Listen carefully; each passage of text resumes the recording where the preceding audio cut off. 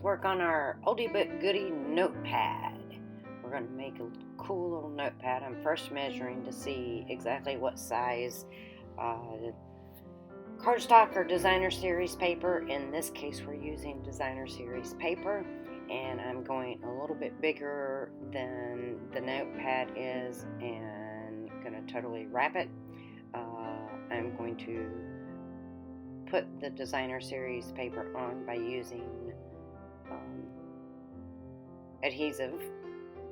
You can use whatever kind of adhesive you want, glue, snail, whatever. I am adding a ribbon, and in this case I am putting it on the underneath side because we're not going to see it. It's just going to be at the very end for us to tie. And I am putting the designer series paper down as close to the edge as possible, so we only have one side to trim. Let me add a little adhesive to keep my ribbon in place.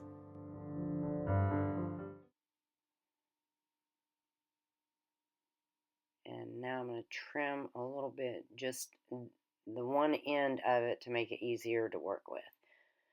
And I'm sorry I didn't have this too well in the frame for you to see, but I'm trimming it very close to the edge.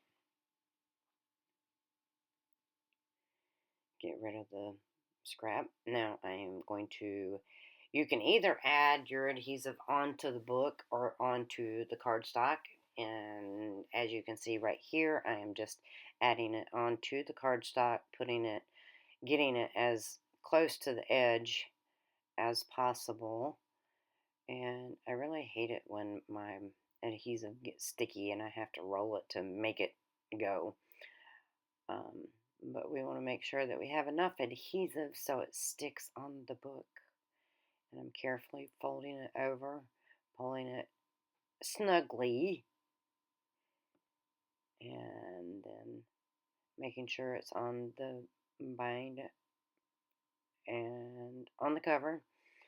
Alright, so I am moving the ribbon out of the way so I can trim the extra little excess. And you can see that this takes no time at all to create this little notepad. Stick it in your purse, stick it in a book bag. It's a great stocking stuffer too. But you can always have something to write on anytime you need it. Just going to tie a little bow here.